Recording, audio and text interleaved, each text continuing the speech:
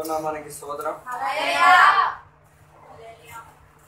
ఈరోజు ఉపవాస ప్రార్థన కూడిక 3వ దినాన దేవుని యొక్క సన్నిధిలో కలిసి వచ్చి దేవునికి గణపరచడానికి, ఆరాధన చేయడానికి దేవుడు మనకిచ్చిన మంచి అవకాశాన్ని బట్టి దేవునికి స్తోత్రం.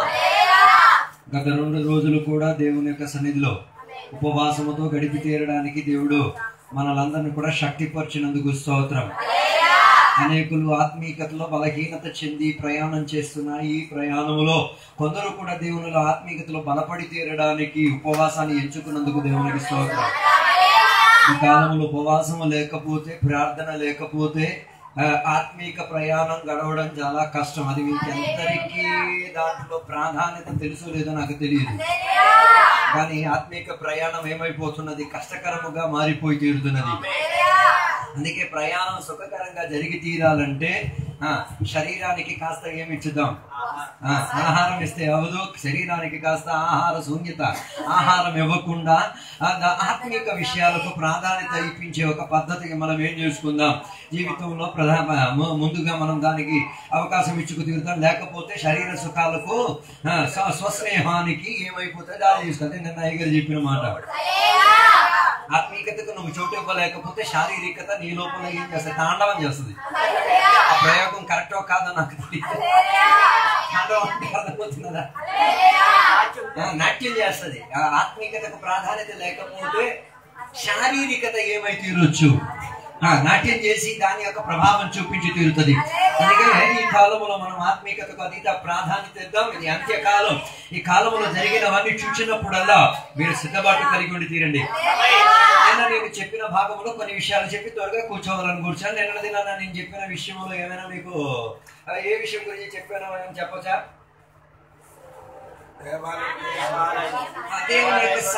దేవుని యొక్క సాన్నిధ్యత మూలంగా కొందరిని దేవుడు ఏం చేసి తీరుతారు, వెళ్ళగొట్టేస్తారు. దాని అర్థం దేవుడికి వారి మీద ప్రేమ లేదు అన్నది కాదు. వారు వెళ్తే తప్ప లోనం వాళ్ళకి ఏం జరగదు.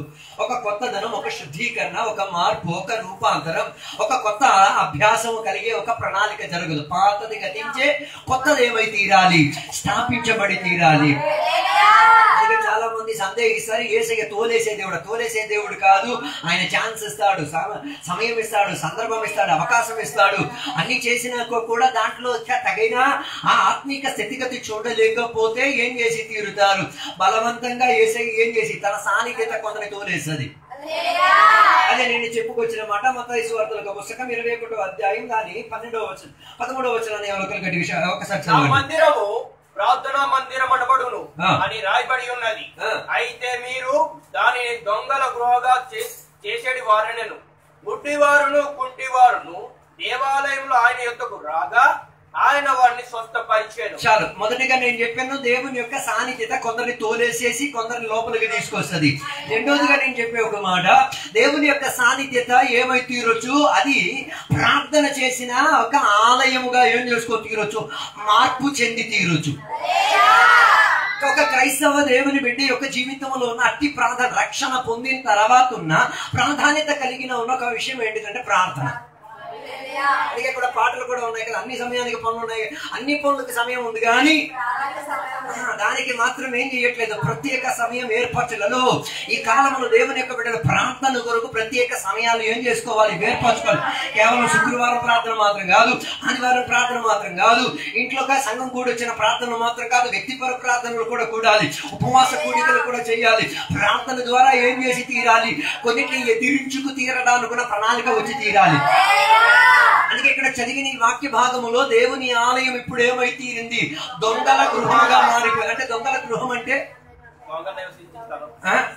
దొంగలు ఎక్కడ ఉంటారు, వారి మనసులో ఏముంటది, ఏడ దొంగతనం చెయ్యాలి, ఏడ తెచ్చుకుని ఎక్కడ దాచిపెట్టి ఉంచాలి, ఎలా దీన్ని ఖర్చు పెట్టాలి, ఈ లెక్కలే తప్ప ఇంకేటి గురించి వాళ్ళకి ఏముండి తీరదు, ఆలోచన ఉండి తీరదు. దేవుని యొక్క దొంగల గృహం కాదు, దేవుని యొక్క ఇళ్ళ ప్రార్థనకు చోటిచ్చే చోటు, ప్రార్థనకు గలపిచ్చే చోటు. దేవుని యొక్క సాన్నిధ్యత ప్రార్థన మూలంగా కూడా ఏం చేయొచ్చు, ప్రజల మధ్యలోకి దిగి వచ్చి తీరొచ్చు. అందుకే బైబిల్ ఇచ్చిన మాట, దేశానికి స్వస్థత కలిగి తీరాలంటే ప్రార్థన చేసేవాళ్ళు లేగాలి. ఈ ఊళ్ళో దొంగతనం ఎక్కువ అవుతున్నా, దొంగలైపోయి పోలీసు ప్రార్థన చేయడం మొదలు. నీ ప్రార్థనకి ఏమైతే దొంగతనం చేసేవాడికి మార్పు చెందే ప్రణాళిక ఉంది.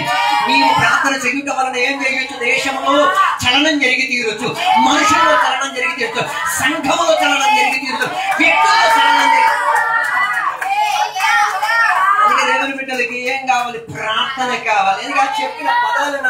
చేసింది. నా ఇల్లు నా మందిరము ప్రార్థనా మందిరం అనబడును. నా బైబిల్లో అదే కాదు రాసి, నా ఇల్లు ప్రార్థనా ఇల్లుగా. ఇల్లు అని చెప్పినప్పుడు మన శరీరం కూడా ఒక ఇల్లే, నాతో ఉన్న సంఘం కూడా ఒక ఇల్లే, ప్రత్యక్ష గుడారం కూడా ఒక ఇల్లే. అది గోపురమో దేవాలయం అలాంటిది ఏం కాదు, కానీ అంత ప్రాధాన్యత ఇల్లు. ఇల్లు కొన్ని సాదృశ్యం అంటే ఇంట్లో ఏం జరిగి తీరాలి. అందుకే కదా బైబిల్లో ఒక మంచి ఉదాహరణ చెప్పాలి. ఒక స్త్రీ ఇంట్లో ఉన్నందున ఆ ఇంట్లో ఆమె సంపాదించిన దాంట్లో 10 ఒక నాణ్యం ఏమై తీరింది, ఊర్లో పోలే, ఏడబోయింది. అక్కడే చెప్పాలి. ఊర్లో పోతే కష్టమా, ఇంట్లో పోతే కష్టమా? రెండు కష్టమే. ఊర్లో పోతే దొరకకపోవచ్చేమో, కానీ ఇంట్లో పోతే ఏమై తీరొచ్చు, తిరిగి దొరికితే సన్ని. కానీ అమ్మ చేసిన పద్ధతి ఏం చేసింది, ఇంట్లో ఆ పోయిన దాని గురించి దానికి అవగాహన కలిగింది. అంటే దానికి లెక్కలు సరి ఉండాలి. రాలేదు గత సంవత్సరం ఎంత దేవునికి ఇచ్చారో, ఎంత వసూలు అయిందో దేవుని దగ్గర రికార్డ్, నీ దగ్గర రికార్డు ఉండాలి. అన్ని రికార్డు అక్కడ కాదు, నీ దగ్గర కూడా ఉండాలి. వీటిలో రాలేదు. పిచ్చి పుచ్చి విషయం మాత్రం కాదు, ఇంట్లో సంపాదించుకొని ఖర్చు పెట్టేదానికి కూడా ఏమి ఉండాలి, రికార్డ్స్ ఉండాలి. నాతో లేరు అనుకుంటా.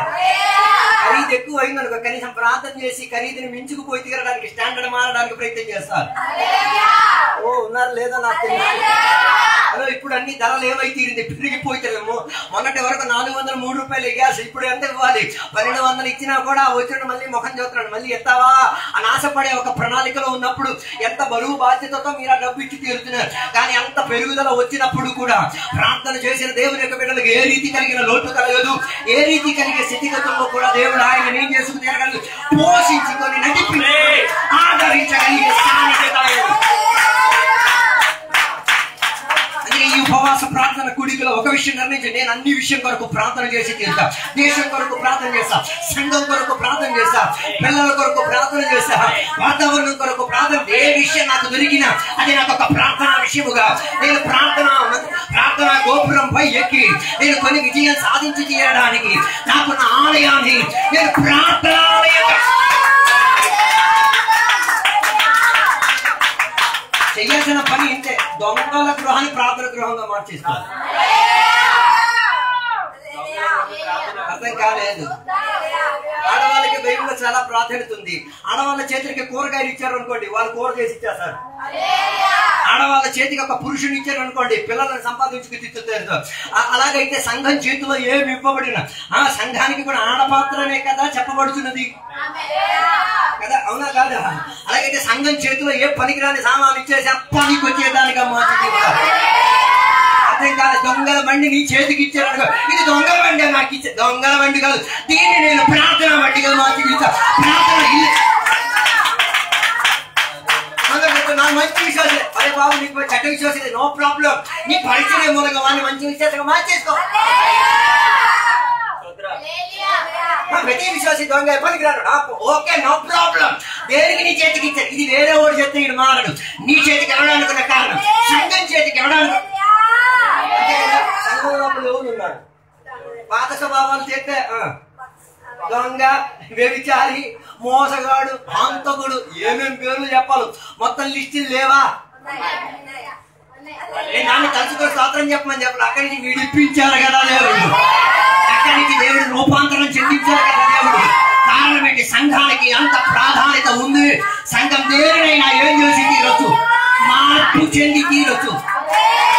కారణం ఏంటో తెలుసా, సంఘానికి తోడుగా ఉండి ఎల్లప్పుడూ కూడా దిగి వచ్చి ఆ సాన్నిధ్యతను ఇప్పించుకోగలిగే దేవుడు దిగి వచ్చినప్పుడు సంఘానికి వేరే దేవుడు ఖచ్చితంగా.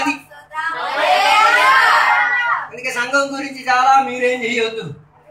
ప్రయాసపడి చింది ఈడిపోలేదు, ఆడుకోలేదు, ఆడి నచ్చలేదు, ఈ నచ్చలేదు, ఈ పాట నచ్చలేదు, అది నచ్చలేదు, ఆ వాక్యం నచ్చలేదు, ఏం పెట్టద్దు. నీకున్న సిచ్యువేషన్ లో నువ్వు ఉండు. రూపాంతరం చెందాల్సిన బాధ్యత దేవుడిని. దొంగల గృహాన్ని ప్రార్థనా గృహంగా మార్చగలిగి తీరే ఒక ప్రణాళిక సంఘానికి ఉంది, సంఘ సేవకులకు ఉంది, సంఘ విశ్వాసాలకు ఉంది. బైబిల్లో మనకి మంచి ఒక తన సమూహల గ్రంథంలో మనకి కనిపించలేదు. ఒక ఇంట్లో ఇద్దరు భార్య ఎలా ఉన్నారో నాకు అర్థం కాలేదు. దేవునికి స్తోత్రం. అలాంటి వ్యవస్థ లేనందుకు దేవునికి స్తోత్రం. ఒక ఇంట్లో ఇద్దరు భార్యల్ని ఎలా ప్రేమించడం నాకు అర్థం కాలేదు, కానీ ఆ ప్రేమకున్న లోటు ఏమైతే ఇది వేదనాకరంగా ఇంట్లో ప్రవహించడం ప్రారంభించింది. ఒక ఆమెకేమో పిల్లలు, ఒక ఆమెకేం లేదు. ప్రజలు చెప్పలేదు. ఆమె ఎంచుకున్న మార్గం నాకు ఇచ్చింది, నచ్చింది. ఆమె ఏం చేసిందో తెలుసా? పిల్లలు లేదని చెప్పేసి ఇంటికాడ కూర్చోలేదు, పిల్లల్ని ఎప్పించుకోగలిగి తీరే అనేక మంది పిల్లలు కనగలిగే దేవుని దగ్గరికి పరిగెట్టింది. ఛాలెంజ్ పెడుతున్నాండి. ఆమెకి ఎన్ని ఉన్నాయి? 10 పిల్లలు ఉన్నాయి. ఈయన ఏం ఎంచుకుంది తెలుసా? అందరికీ పిల్లలను ఇవ్వగలిగే దేవుని దగ్గరికి ఆమె ఏం చేసి తీరింది? పరిగెట్టి వెళ్తే. ఇదే మనం కూడా చేసి తీరాలి. నీ అవసరత ఏమున్నదో దానికి ఆపోజిట్ గా నీవేం చెయ్యాలి? దానితో సహాయం చేయగలిగే వాడి దగ్గరికి పరిగెట్టి నీ వినయాన్ని వినపాన్ని ఏం చేసి ప్రార్థన మూలంగా అప్పగించేసుకొని చెప్పు, ఆయన జవాబునిచ్చి తీరుదా. ఆమె 10 పిల్లల్ని కన్నారు, కానీ ఈమె ఒక్కదానినే కన్నది. 10 కాదు, 10 కోట్ల మందిని ఒకేసారి నడిపించుకు తీరగలిగే అభిషేకం, 10 కోట్ల మందికి ప్రవచనం చెప్పగలిగే ఒక అనుబంధం, 10 కోట్ల మందికి దేవునితో సహవాసం పెట్టించుకునే ఒక ఆత్మీయ ప్రణాళిక, ప్రార్థనా వీరుడు, దేవునికి బలియాగం అర్పించిన ఒక మనిషిగా, మంచి అభిషేకుడిగా మార్పు. ఒక్క ప్రార్థన, ఒక్క విషయం, ఒక్క ప్రార్థన. నాకు నా గర్భఫలం బైబిల్ చెప్తున్న మాట, ఆమె గర్భఫలాన్ని దేవుడు ఏం చేసేసాడు? లాక్ చేశాడు. మీరు మూసేశారు అంటారు, నేను అలా నమ్మను. లాక్ చేసేసారు తాత్కాలికంగా. ఇది ఏం చేసేది? ఎందుకు మూసారో తెలుసా? ఇది మోస్తే తప్ప ప్రార్థన రాలే కదా. కొన్ని రోజుల్లో దేవుడు ఎక్కడెక్కడో నిన్ను మూసాడు కదా, దాని అర్థం ఏంటో తెలుసా? అది మూసేసింది నువ్వు చూడాల్సిన ఆయన తట్టు తిరగడానికి, ఆయన తట్టు తిరిగి ప్రార్థనలో గోజాడి తీరడానికి. అదో దేవునికి పెద్ద విషయం కాదు ఈ తాళం తీయడం విషయం కాదు. ఆయనకి పెద్ద సమయమో ఇదేం కాదు. ఆయన తాళం తీసే దానికి కావాలని తెలిసి నీ తోడు ఆయనకి కావాలి.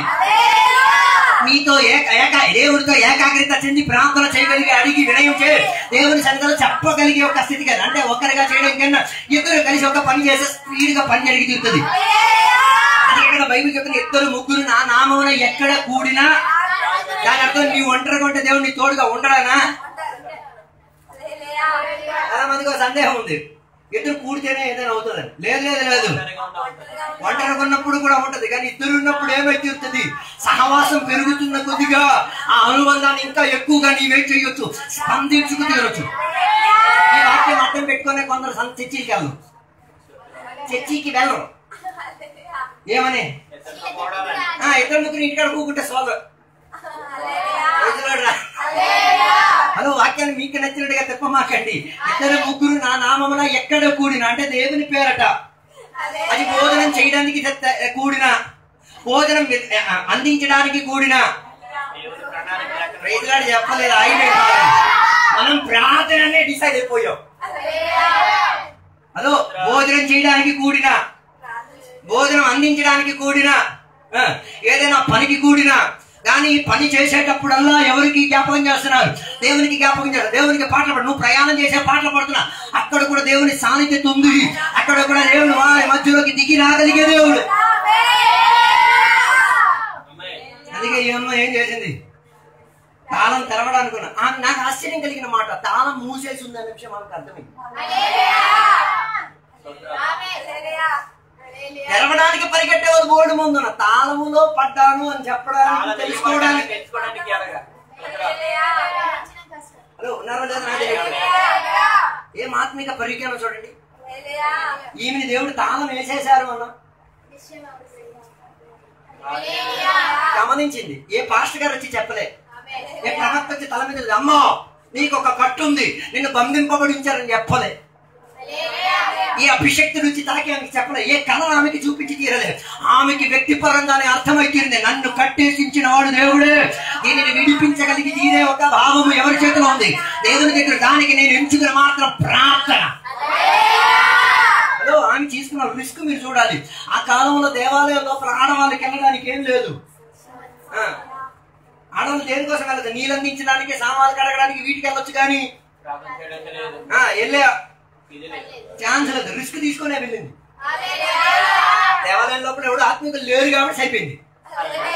అంతే కదా. మేము కూడా ఈ పుల్పిట్ కిట్లో రాకూడదని చెప్పేసి వాయిదా పెట్టండి. ఎవడన్నా వస్తుంది వచ్చి చూడండి తప్ప తెలుస్తుంది. మనం ఆ స్వేచ్ఛనిచ్చింది కాబట్టి అలాంటి ఏం లేదు, ప్రతిబంధన ఏం లేదు. కానీ ఆ కాల తరగతిలో ఏముండి తీరేది? ప్రతిబంధన ఉండి తీరేది. అందుకే కదా యాజకుడు ఏ దేవాలయం లోపల ఉండాల్సిన వాడు వాచ్మెన్ అయిపోయాడు. మాస్టర్ గారు వాచ్మెన్, ఆత్మలను కాపేవాడే వాచ్మెనే, నేను ప్రాంతంలో కాచుకునే వాచ్మెనే. మీరు ఎలాగైనా పిలవండి, బైబిల్లో పాస్టర్ కుక్క అని కూడా చెప్పబడింది, మోరుగుతున్న కుక్క. అలా చెప్తున్నప్పుడు కదా మన బిల్డప్ తగ్గిద్ది. నాతో లేదు పాస్టర్ గారినే కుక్క అంటే ఆయన పని ఏంటిది? కుక్క పని ఏంటిది? మోరగడం, విశ్వాసయుక్తంగా ఉండడం. నాతో ఉన్నారా? దేవాలయం లోపల పరిచర్య చేయాల్సిన పరిచారకుడు, సేవకుడు ఇప్పుడు ఎక్కడున్నాడు? ద్వారబంధం దగ్గర కూర్చొని విశ్వాసి ఎవరో వస్తున్నారో ఎవరు రాటి వచ్చి విశ్వాసి వచ్చి ప్రార్థన చేసిన దానికి కూడా ఈయన మంచి కామెంట్ పెట్టాడు. సూపర్ అభిషిక్తుడు. మరి వచ్చి ఆమె మనోవేదనతో ఆమెని దేవుడు తలనేసించారన్న విషయం అర్థమైతే ఇది ఆమె పరిస్థితికి ఒక మార్పు కావాలన్న ఆసక్తితో దేవుని దగ్గర ఆలయానికి ముందుగా నిలబడి ఏం చేయడానికి, తన హృదయాన్ని పిప్పడానికి, మనసును దేవుడితో ఏకపరిచి తీరడానికి, ఒక సహవాసంలో ఏర్పడి తీరడానికి వచ్చినప్పుడు మాస్టర్ గారు చెప్పిన డైలాగ్ ఏంటి? నా ప్రశ్న, దేవాలయానికి ముందు తగ్గేసి వచ్చేవాళ్ళు ఉన్నారా? అందుకే కదా బైబిల్ చెప్పేది, నువ్వు మందు తాగి మత్తుడు అవ్వడం కాదు. మత్తుందా? అర్థం కాలేదు, కాన్సెప్ట్ అర్థం కాలేదు.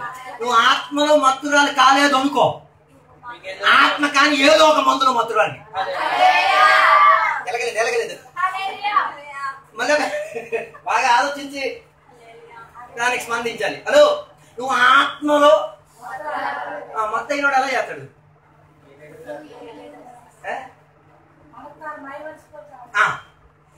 ఆయన కూర్చున్న చోటును మర్చిపోతాడు. ఆయన ఎక్కడున్నాడు, ఏం చేస్తున్నాడు, ఎలా ఉన్నాడు అన్ని చూడలేదా? చూడండి, మత్తులో ఉన్నాడు, ఏ కాలంలో కొడుకునేది, ఏమేం చేసేదో చూడండి.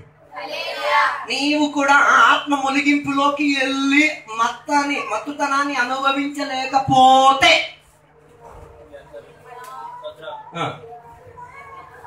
ఏదో ఒక, అందుకే కదా కొందరికి ఏం అక్కర్లేదు, ఆత్మ సాన్నిధ్యం ఆరాధన అక్కర్లేదు. కొన్ని సంఘాలకి మీరు వెళ్ళి చూడండి, మేము కేరళకి వెళ్ళాం, పెద్ద సంఘమే, దాని ఆత్మలో ఉన్న మీరంతా కేరళ సూపర్ మంచిది, మంచి పర్ఫెక్ట్ తెలపట్లేదు సూపర్. నో కొన్ని అన్ని కాదు, కొన్నిట్లో అయితే కుర్చీల మీద కూకుంటారు తప్ప కేరళకి దిగం. అది వెళ్ళప్పుడు చూస్తే ఏం పెట్టడు, నేను కౌన్లు ఎక్కువ ఇస్తున్నాను కదా, సంఘానికి పేద కదా, నేను ఉంటే కదా సంఘం నడిచేది. నువ్వు ఆ బిల్డప్లు అక్కడ కూర్చొని ఆడే కూర్చుంటావే తప్ప ఆ మత్తు నీలో దిగి తీరేది లేదు. అసలైన మత్తు ఆత్మలో ఉన్న మత్తు. అందుకే కదా యోవేల్ గ్రంథంలో వచ్చిన అంత్యకాలంలో నేనేం చేస్తా, ఈ మత్తు కలిగే ఆత్మశక్తిని నేను నీకు ఇచ్చింది. ఇది లోకానికి అర్థమైతే ఇది ప్రజలే. ఆత్మలో ఉన్న మత్తులోకి దిగాలంటే సంఘం ప్రార్థన చేసే ప్రణాళిక ఉంది. అందుకే అపోస్తలుల క్రియలు 2వ అధ్యాయం చెప్తున్న మాట, వారు దినదినము దేవాలయంలో కూడి దేవుని దగ్గర విజ్ఞాపన, దేవా ఆత్మశక్తిని ఇవ్వండి దేవా, ఈ అభిషేకాన్ని మా మీద వ్యాపరించండి దేవా అని ప్రార్థన చేసి కూర్చు ఉండగా వారు కూర్చున్న గది లోపలకి ఏమొచ్చి తీరింది? ప్రార్థనకు జవాబు వచ్చి తీరింది. అది ఒక అగ్నిగా, అది ఒక నాలికగా, అది ఒక విభజనగా, అది ఒక భాషగా, అది ఒక అభిషేకముగా, అది ఒక రూపాంతరంగా, అది ఒక చలనముగా ఇంటి లోపలకు వచ్చింది. అప్పుడు ఇంటికి వెళ్ళి సరే గది ఇండియన్, గది మీన్స్ రూమ్, హౌస్. నాతో లేరు అనుకుంటాను. చాలా మంది సేవకులకి ఇష్టమైన సంఘం విశ్వాసంతో నిండాలి. అరే బాబు, విశ్వాసంతో నిండడం కదా, ఆత్మతో. నాతో లేరు అనుకోండి. మాకు చాలా ఇంట్రెస్ట్, సంఘం ఫుల్గా నిండుంటే ఫుల్ హ్యాపీ. కారణం అది నిండి, అందుకే కదా ఫోకస్ లాగా ఎక్కడ పెట్టుంది. అది నిండేటప్పుడు మరి ఎందుకు ఆరాధన రాదు, వస్తుంది. అది కాదు లక్ష్యం. లక్ష్యం ఏంటిదో తెలుసా? దీనికన్నా శక్తియుక్తమైనది, దీనికన్నా సహాయ తీరేది, డబ్బు కన్నా విలువించి తీరగలిగేది ఆత్మశక్తియే. హలో, దానికి సంఘం ఏం చేయాలి? ప్రార్థన చేయాలి. అభిషేకం పొందాలని సంఖ్య సంఘం ఎక్కువ ఉన్నా ప్రార్థన చెయ్యి. అంతే మాట. అది ఆడి పేరు మీద కత్తి పెట్టినట్టు ఉంటుంది. నువ్వు ఆరాధన చెయ్యాలి నాయన, కానీ నీకోసం నేను ప్రార్థన చేస్తాను. నువ్వు ఆత్మశక్తులు, నువ్వు దేవునికి మహిమ పరుస్తావు, నువ్వు ఆత్మ మత్తుడైతే ఉంటావు. నీ పాత పనికి నన్ను మత్తు తెచ్చి ఆత్మ ఆరాధన చేసి ఆరాధన చేయడం చెప్పాను. గొంతు తీసుకోవడానికి రెడీగా ఉన్నాడో దేవుని మీద ప్రార్థన చేయడం వాళ్ళ కోసం. వారికి నీ ఉపదేశం కదా, వారికి నీ ప్రార్థన కావాలి, నీ విజ్ఞాపన వారికి కావాలి, నీ దేవుని దగ్గర గోదాడి చెప్పగలిగే ఒక మనస్తత్వం వారికి కావాలి. దేవుని ఇల్లు ప్రార్థన మందిరంగా మారాలి. ఓ ప్రైజ్ ది లార్డ్. ఎక్కడే చెప్పాలి. అలాగైతే దేవుని యొక్క సాన్నిధ్యత మనల్ని ఒక ప్రార్థనా వీరుడుగా మార్చింది. ప్రార్థనా వీరుడు అంటే ప్రార్థనలో యుద్ధం చేసి పోరాడేవాడు. అప్పుడు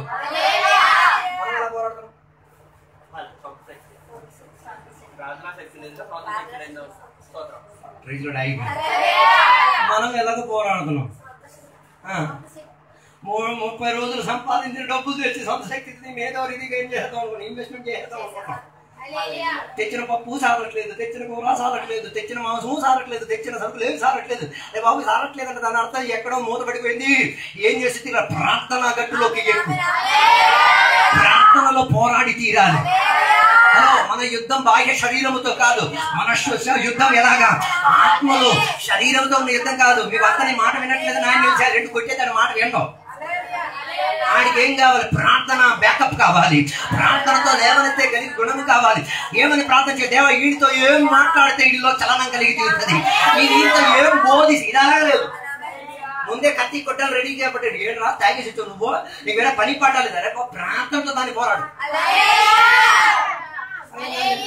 ఏసై ప్రార్థన చేసిన ప్రార్థన వీరుడు కాబట్టి తన తోడుగా తిరిగిన శిష్యుడు పేతురు లోపలికి సాతాను ప్రయత్నం చేస్తున్నాడు. వెనక్కుంటే డాన్స్ ఆడించి వీడిని ఆడించేస్తున్నారు అన్న విషయం ఎవరికి అర్థమైంది? ఏసైకి అర్థమైంది, మిగతా అర్థం కాదు.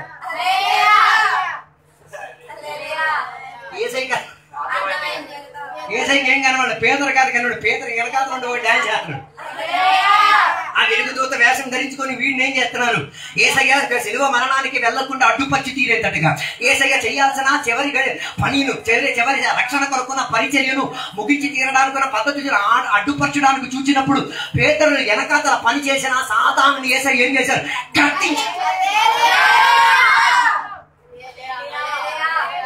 అర్థం కాలేదు. కొన్నిటికి గద్దించడం నేర్చుకోండి. పిచ్చి పిచ్చి ఆలోచనలు వచ్చి ఏసు నామలు పో అనాలంటే అనాలంతే.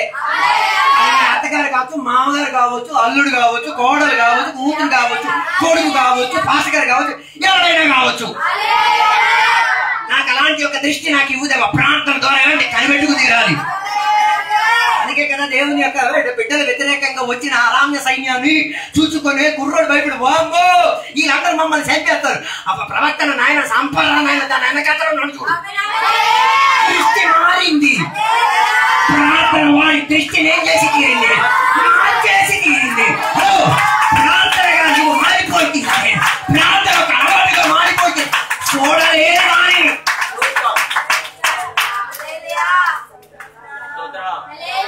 చూడలేదు,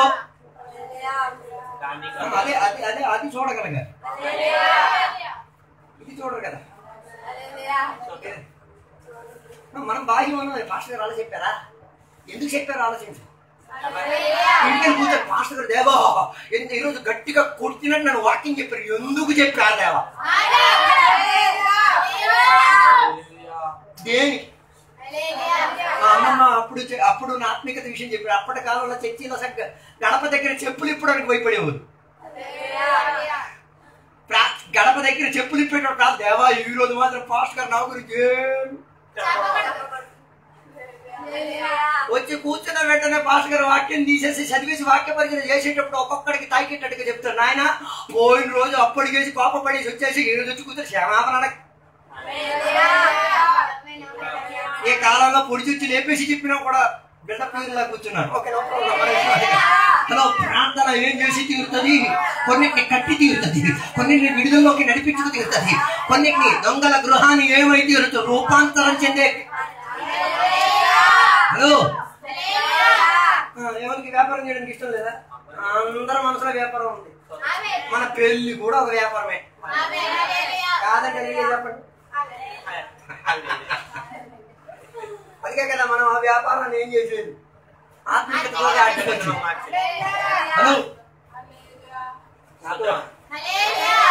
సంగతులు కూడా ఏం ఆలోచించేది? పెళ్లి చేసేవాడు అమ్మడం కొనడం, వీళ్ళు అమ్మేవాళ్ళు అది కొనేవాళ్ళు.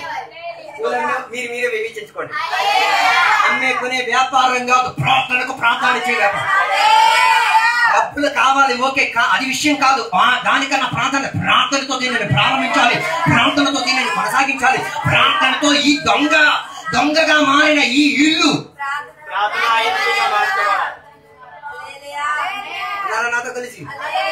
అలాగైతే ప్రార్థన కూడా దేవుడు మనల్ని ఏం చేసి తీరుతారు? నేర్పించుకు తీరుతారు. నేర్చుకోవాలి మనం. అందుకే కదా యేసయ్య మనకి ఎలా ప్రార్థన చెయ్యాలో నేర్పించాలి. యేసయ్య ప్రార్థన చేయడం ఎందుకు నేర్పించారు? ఈ అలవాటు మనకి కొందరికి తప్పిపోతుంది. ఎందుకు నేర్పించారు?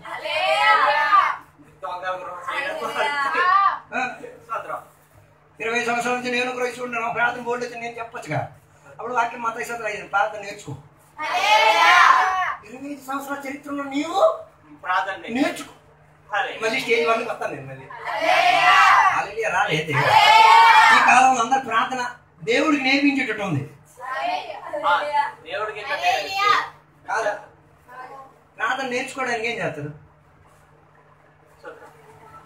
నీకు వంట తెలియదు, వంటగదిలో ఎప్పుడు వెళ్ళలేదు, నేర్చుకోవడానికి ఏం చేస్తారు? ఎవడు తెలిసే వాడి దగ్గరికి వెళ్ళి ఇదెందుకు, అదెందుకు, ఇదెందుకు, ఇది ఎలాగా, అదే రాలేదు. మన ప్రార్థన ఇది ఉందా? ఆడి ఈడు కాపీ చేస్తున్నాడు.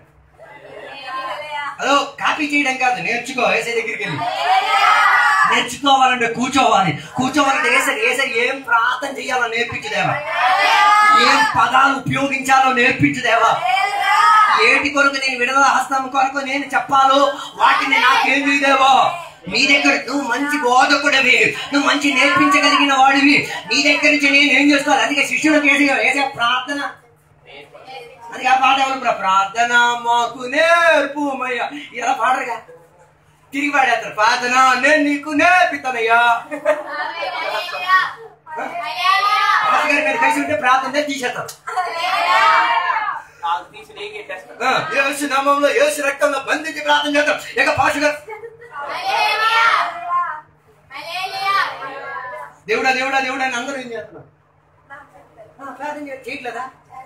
హలో, దేవుడా దేవుడు అని పిలిచిన అందరూ దేవుడు ఏం చేసే దేవుడు కాదు, గుర్తుపెట్టే దేవుడు కాదు.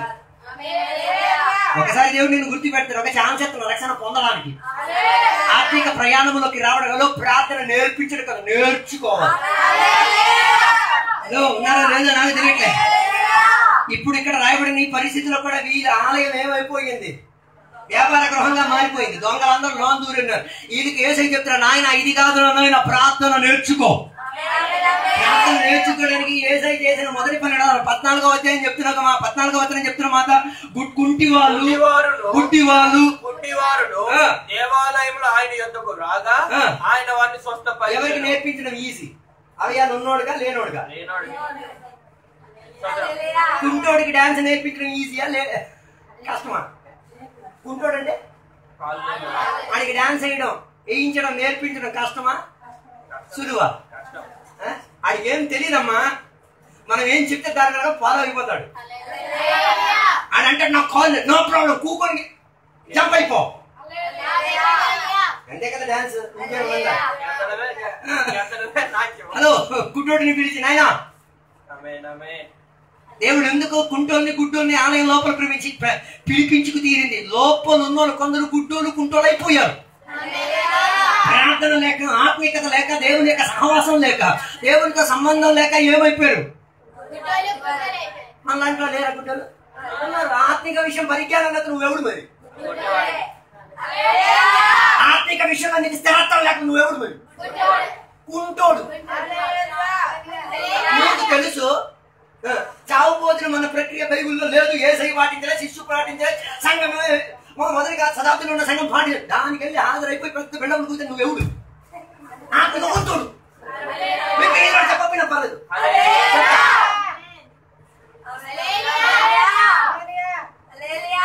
అలా చెప్పుతా వచ్చిన పర్లేదు చెప్తాను. గుడ్డితనం కాదా? ఆ సిచ్యువేషన్ నువ్వేమైపోయాడు? అంగవైద్యంలోకి దిగిపోయావు.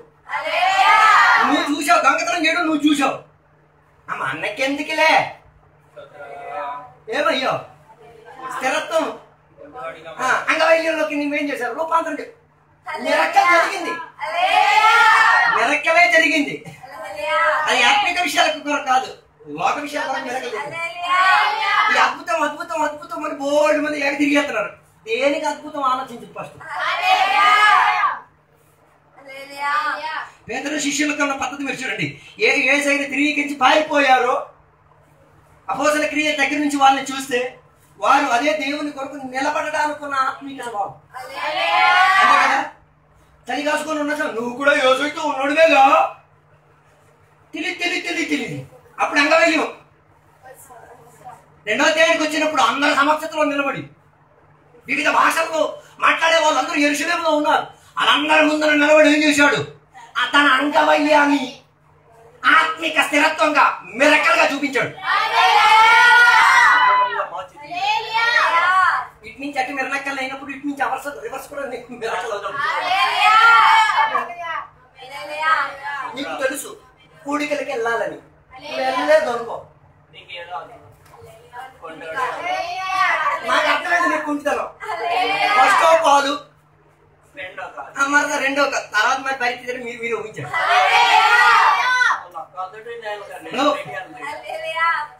కొందరికి ఆత్మిక వాక్యం గురించి వివేచించుకొని చెప్తే వాళ్ళకి ఏం కాదు. నిన్న చెప్పినట్ట యేసయ్య ఏం చెప్పారు? పులుపు తీసేరా బాబు అన్నారు. వీళ్ళకి ఏమాత్రమైంది? ఆనాడే అలాగే ఇప్పుడు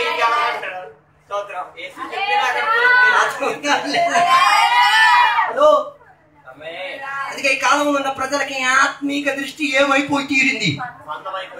విశ్వాసం రాలేదంటే ప్రార్థన అయిపోతాం. వస్తారు కదా, 8 అయింది, 9 అయింది, 10 అయింది. అరే బాబు నువ్వు వచ్చి నువ్వు షాక్ చేసి వచ్చుగా. ప్రార్థన చేయడం రాదా? పాటలు పాడడం రాదా? వాక్యం చెప్పడం రాదా? ప్రార్థన ముగించడం రాదా?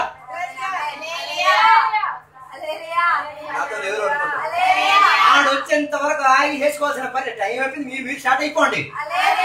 మిగతా బండి వెనక్కి వచ్చి యాడ్ అయిపోద్ది. దాని మీద మరి కసిక్కిపోయి వాళ్ళ మీద తీర్చొద్దు. హలో, అది ఆత్మీక గుడ్డితనం, ఆత్మీక కుంటితనం. హలో, దీనిని దేవుడు ఏం చేసే దేవుడు? స్వస్థపరిచే దేవుడు. అందుకే దేవుని యొక్క సాన్నిధ్యతలో ఆత్మిక దృష్టి ఏమైతుంటది? మందమైపోయినది ఏమైతే ఉంటుంది? దృష్టినిచ్చి తీరుతాడు. కొందరికి ఆత్మిక మందత వచ్చింది. అది మారాలంటే దేవుని యొక్క సాన్నిధ్యంలోకి రావాలి. ప్రార్థన గట్టెక్కి తీరాలి. ఆత్మిక అంగవైల్యం. నేను దేవునికి కానుకనిస్తున్నాను. సువార్త కదా అంగవైల్యం. నీకు చెప్పేటప్పుడు నేను సిగ్గుపడం. నేను డబ్బులు ఇచ్చేస్తున్నాను సార్. నీ డబ్బులు ఇవ్వాలి, అది వేరే విషయం. నీ కాలు కూడా రావాలి. ఉన్నారో లేదో నాకు తెలియట్లేదు. ఆ దేవాలయం లోపల ఇంతకు ముందు ఉన్నోళ్ళు కూడా కుంటోళ్ళు గుడ్డోలే. వాళ్ళని దేవుడు ఏం చేసేసారు? వెళ్ళగొట్టేసి కొత్త జనాంగాన్ని దేవుడు ఏం చేశారు? దేవాలయం లోపలకు ప్రవేశించి వారిని దేవుడు స్వస్థపరిచి తీరారు. హలో, ఈ పగటి వేళ దేవుడు నీకు స్వస్థత ఖచ్చితంగా ఇచ్చి తీరుతాడు. అది శారీరకంగా ఆత్మీక విషయంలో అందరికి దీర్ఘాయుషు కావాలి. దీర్ఘాయుషు లేనో ఇష్టం లేనో అని చెప్పండి. అందరికి ఏం కావాలి? ఓ 80 వద్దు, 160. నేనైతే 600 సంవత్సరాలు బతకాలని కోరుతున్నాను. బైబిల్లో కోరుకునేదంటే ఏమైనా నష్టం ఉందా? జరగకపోతే లేదు. కోరికైనా ఒక నిరీక్షణ వస్తుంది. అంత కూడా దేవుడు బతికించగలిగి తీరుతాడు. ఊహించండి, 600 సంవత్సరాలు బతికితే మీరు 600 సంవత్సరాలు బతికితే సూపర్ కదా. 600 సంవత్సరాలు ఒకే చర్చిలో ఒకే కథ. ఎంతమంది భాషను చూస్తాము, ఎంతమంది విశ్వాసం చూస్తాము, ఎంతమంది ప్రార్థన చేస్తావు. 20 వచ్చేసరి సంవత్సరం వచ్చే తీసుకెళ్ళిపోతా. అది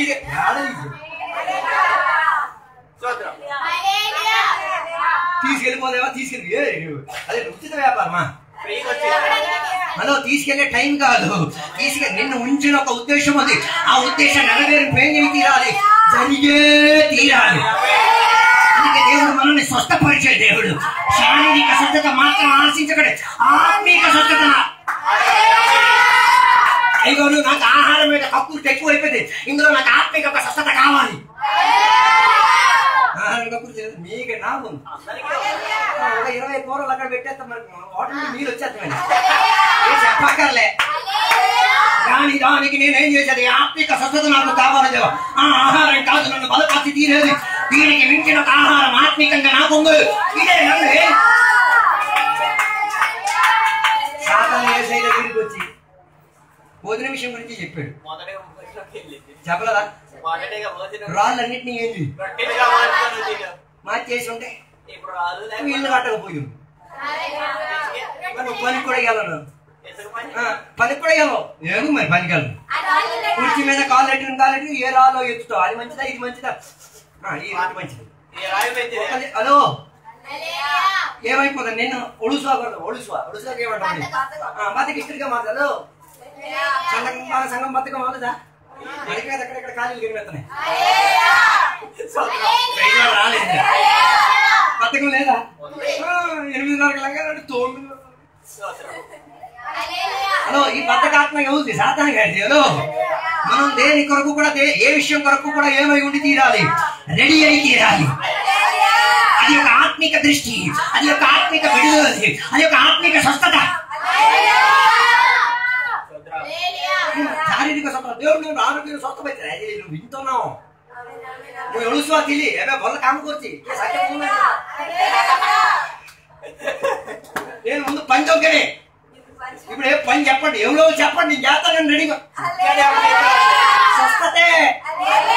హలో ఇది ఒక రూపాంతరమే, ఇది ఒక మార్పే. ఇదే దేవుని యొక్క సాన్నిధ్యతలో జరిగేది. శారీరకతలో మాత్రం స్వస్థత కాదు, ఆత్మీకతలో కూడా సంఘానికి ఏం కావాలి, స్వస్థత కావాలి. స్వస్థత లేకపోతే ఏం చేయలేము. అంగవైలంతో ఉంటాం. గుట్టోడు అంటే మరి సింపుల్ అయిపోయింది. అంగవైలం అని చెప్పేది అంటే ఒక అంగం, ఒక అవయవం లేదు. అవయాన్ని సృష్టించిన దేవుడు, అవయాన్ని శరీరం లోపల పెట్టిన దేవుడు, అవయాన్ని తన రూపకల్పనలో మార్చిన దేవుడు, అవయాలకు దేవుడు ఏమిచ్చి స్వస్థతని ఇప్పించుకు తీరగలిగింది. దాని అర్థం స్వస్థత ఆగిపోయిందని కాదు, స్వస్థత ఎప్పుడు జరుగుతున్నది, రేపు జరుగుతుంది, ఎల్లుండి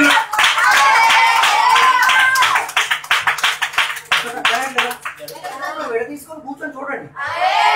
ఆ రోజు జరిగింది, ఈ రోజు కూడా ఏమవుతున్నది, ఆగిపోయి. కొందరు చెప్తున్నా స్వస్థతలు ఆగిపోయింది, నివాసాలు ఆగి ఏం ఆగలేదు, నువ్వు చూడలేదు. ఈ ఆగిపోయిన వాళ్ళు చెప్పిన మా దగ్గరికి రండి, కూర్చుంటాం. ఆగలేదని మేము రుజువు చేస్తాం. ఎలా రుజువు చేస్తాం, ఆరాధించి రుజువు చూపించండి. 48 గంటలు 120 రోజులు కూకొని చేసి పోతే పోయింది. ఆరాధన చేసేస్తే చచ్చవుగా, స్వస్థతలు జరగలేదు అంటారా. కూడికలకు అందరూ రండి, మేము ప్రార్థన చేస్తాం. ఎప్పటి వరకు స్వస్థత జరిగేంత వరకు. ఆ కాన్సెప్ట్ యేసయ్య ఆశించింది. దాని అర్థం దేవాలయానికి ఏం పడకూడదు.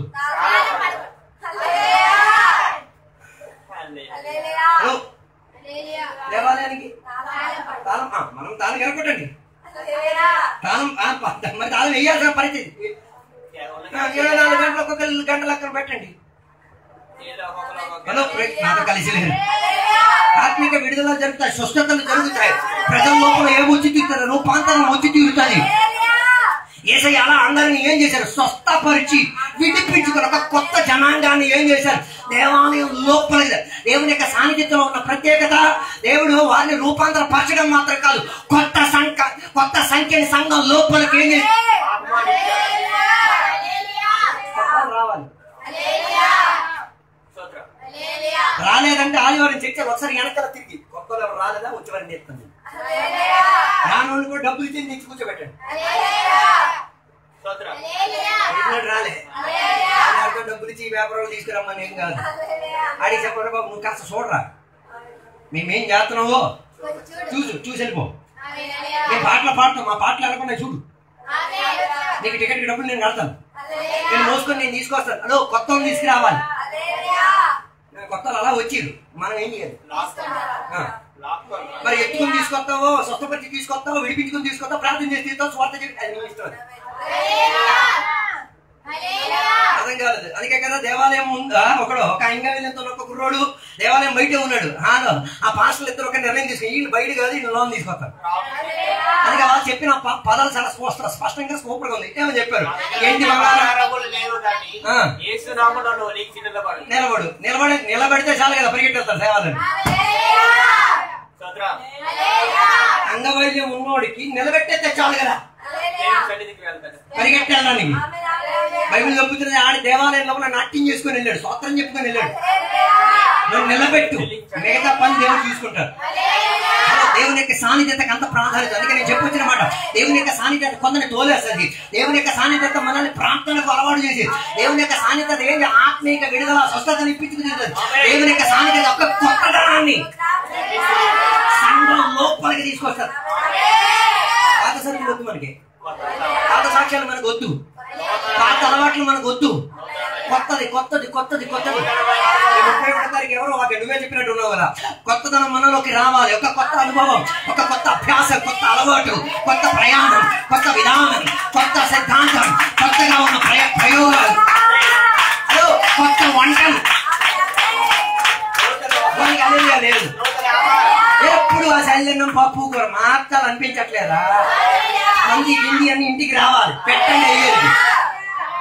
నీ తోటి విశ్వాసం మీద కోపం మంది తెచ్చి కొట్టి పెట్టిన అమ్మ కోపం తగ్గింది, అలాగే నీ కోపం తగ్గిపోవాలి. ఆయనకి శైలిన్నం పెట్టేది కోపం ఏం దగ్గర ఇంకా పెరిగితే కొత్త వంటకం, కొత్త వస్త్రధారణ, కొత్త జీవిత విధానం, కొత్త ఉపాధి, కొత్త వ్యాపారం, కొత్త జీవిత విధానం. పిల్లలు ఏ బడికి కాదు, జీసీడీ బడికి కాదు.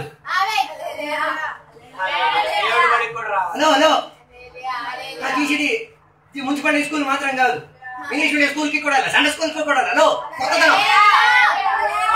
పిల్లల్లోకి కూడా ఏమైతే నీకు దొరకలేనిది పిల్లలకు దొరికి తీరాలి. నువ్వు అనుభవించలేనిది పిల్లలు అనుభవించి తీరాలి. నీ తరగతిలో నువ్వు చూడలేనిది ఇప్పుడు నా తరగతిలో నువ్వు చూడాలి. నువ్వు ఇప్పటి వరకు అనుభవించలేనిది నీ తరగతిలో అనుభవించి తీరాలి. ఇది ఆత్మీయ స్వస్థత ఉంది.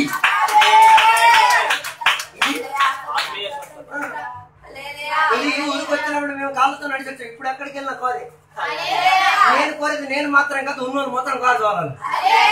కానీ కూర్చున్న వాళ్ళు ఏంటి వద్దు నువ్వు కాలు పెట్టి ఎక్కడ పెడతాను పై కారు వస్తే చాలు కదా, పెట్టేది నీ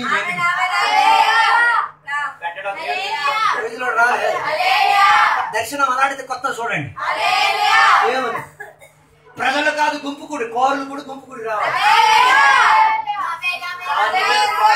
కొత్తదనం కొత్తదనం.